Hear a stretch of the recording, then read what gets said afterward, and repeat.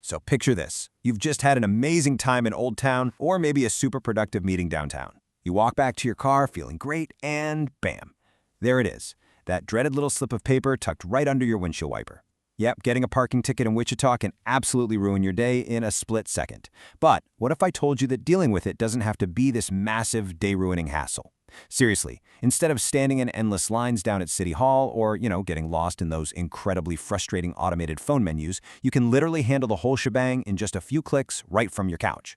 In this explainer, we're going to turn that frustrating piece of paper into a savvy, time-saving digital life hack. Okay, let's dive right in.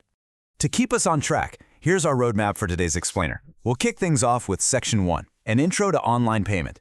Then, Section 2 is our step-by-step portal guide, followed by Section 3, where we'll set up your payment. For Section 4, we're looking at confirmation and troubleshooting, and Section 5 will cover tips and disputes. Finally, we'll wrap it all up in Section 6 with our conclusion.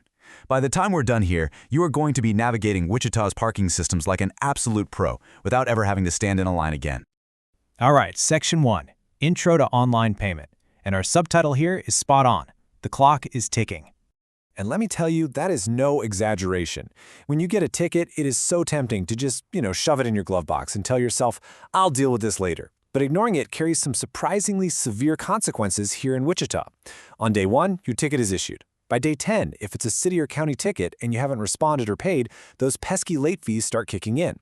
So, to put that into perspective, a City of Wichita meter violation has a base fine of $35, but a $10 late penalty gets slapped right on top of that if it sits unpaid after 10 calendar days. And if you keep ignoring it, the consequences can actually escalate to a suspended driver's license or, believe it or not, even an active warrant for your arrest. Oh, and if you get a ticket over at Wichita State University, you've got exactly 20 calendar days to pay or appeal before they take action. So the stakes are very, very real. Now, let's contrast those frankly grim consequences with the incredible relief of handling this digitally. Paying online is basically the ultimate stress relief valve. First off, it saves you valuable time. You get to completely avoid those notorious soul-crushing courthouse lines. It also greatly reduces manual processing errors, the kind that can happen when you physically mail a check. Plus, it provides immediate digital confirmation that you are officially in the clear. It's all about taking back control of the situation quickly and efficiently. Moving right along, let's get into Section 2, our step-by-step portal guide, finding the right website. Okay, so this right here is where most people actually get tripped up. You might assume all tickets in Wichita just go to the exact same place, right? Well, finding the correct online home for your specific ticket is basically your biggest hurdle. See, Wichita actually has 4 completely separate parking jurisdictions, so identifying the issuing authority is absolutely crucial. Here's how it breaks down. The City of Wichita handles municipal street and lot parking, and they use the Wichita Web Court. Then you have Sedgwick County, which handles county property through the Sedgwick portal. Over at Wichita State University, they handle their campus tickets through the T2 or My WSU portal. And what about private lots? Well, those are managed by private operators, like the car park, and you have to use their specific websites. Honestly, so many local residents waste hours trying to pay a WSU ticket on the city site. Please don't make that mistake. Nailing down your jurisdiction is step number 1. Once you've figured out your jurisdiction, the universal steps to actually access your citation are pretty straightforward. First, like we just covered, identify the jurisdiction printed clearly right there on your ticket. Second, navigate to their respective online portal.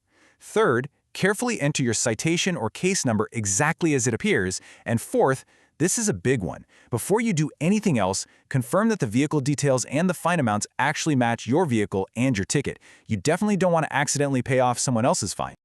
All right, Section 3, Setting up your payment, execution, and fees. So now that you've successfully located your ticket in the correct system, let's talk about the actual payment execution phase, and more importantly, what it's going to cost to process. When you're choosing how to pay, you really need to keep convenience fees in mind.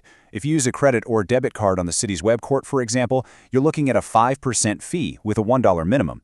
However, if you opt to use an e-check, it's usually just a low flat fee. The city actually only charges a $1 flat fee for an e-check.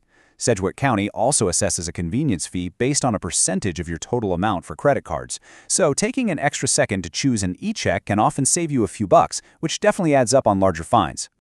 Now, before you go ahead and hit that submit button, let's run through a quick payment security checklist. Always verify the portal URL is official. You want to look for .gov for city and county sites or .edu for WSU. Next, double-check that the citation number perfectly matches your paper ticket. Confirm your license plate details are correct on the screen. Review those convenience fees we just talked about. And finally, submit your payment securely. Taking literally 10 extra seconds right here to review these details prevents major processing headaches later on. Which brings us to Section 4, Confirmation and Troubleshooting, Securing Your Receipt. So, what exactly happens after you click Pay? And what do you do if the system throws an annoying error? Well, the most crucial point is this. Your transaction is not truly finished until you receive a digital receipt with a unique confirmation number, which indicates your fine balance is completely cleared.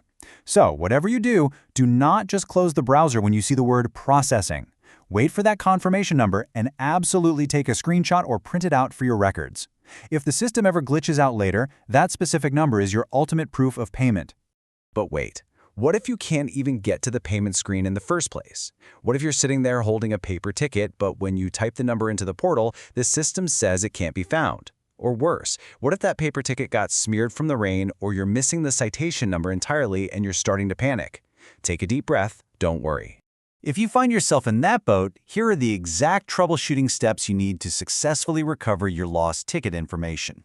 First off, many portals, like the Wichita Web Court, actually have a visual help index that shows you exactly where to look on the ticket for the correct number. If you're dealing with a Sedgwick County ticket and you've completely lost the number, you can just email them at sccclk@sedgwick.gov, or you can call the county court clerk directly at 316-660-9053. Just be sure to have your full name, address, and the registered owner's information ready so they can pull it up for you.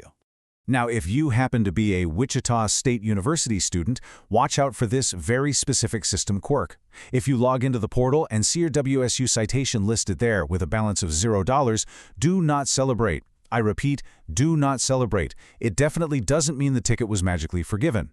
It actually means the debt has been transferred over to your student account suite, and it absolutely still requires payment over there if you want to avoid academic holds. Moving on to Section 5, Tips, Disputes, Best Practices, Fighting Back, and Moving On. What if you genuinely believe this ticket was issued in error? Well, you absolutely have the right to fight back, but you have to know your specific options and play by the rules. And in this game, timing is literally everything. If you want to contest a City of Wichita citation, you only have a strict 10-day window from the exact date it was issued to schedule a court hearing or a walk-in docket. For Wichita State University, you have 20 calendar days to submit an online appeal.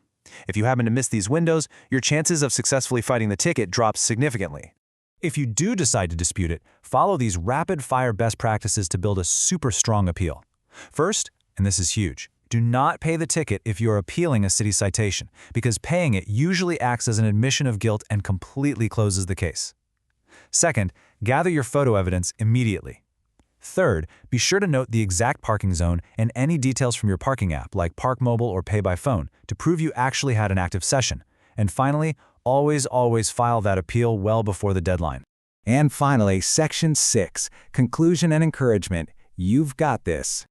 Look, resolving a parking ticket is always going to be a bit of a bureaucratic headache. But as we've seen today, the digital tools available in Wichita take a lot of the sting out of the process. Paying online is incredibly efficient, it's totally secure when you follow the right steps, and it completely avoids the massive hassle of taking time off work just to go down to City Hall. You can clear your debt in literally minutes. It's a true empowerment tool, so be sure to share this newfound digital life hack with other drivers who might be dreading their next parking citation. Now, before we officially wrap up, I do need to read our mandatory disclaimer. This explainer is intended to provide information and resources for paying parking tickets online in Wichita. Processes and systems can change over time, so please refer to the official city website for the most up-to-date information. This explainer is for educational purposes, and viewers are responsible for ensuring any personal information is secure when using online services. Which leaves me with one final question for you to consider today. Now that you understand exactly how the different jurisdictions work, how to confidently navigate the portals, and how to entirely avoid those nasty late fees digitally, will you ever stand in line at City Hall again? Stay savvy, Wichita, and thanks for learning with me today.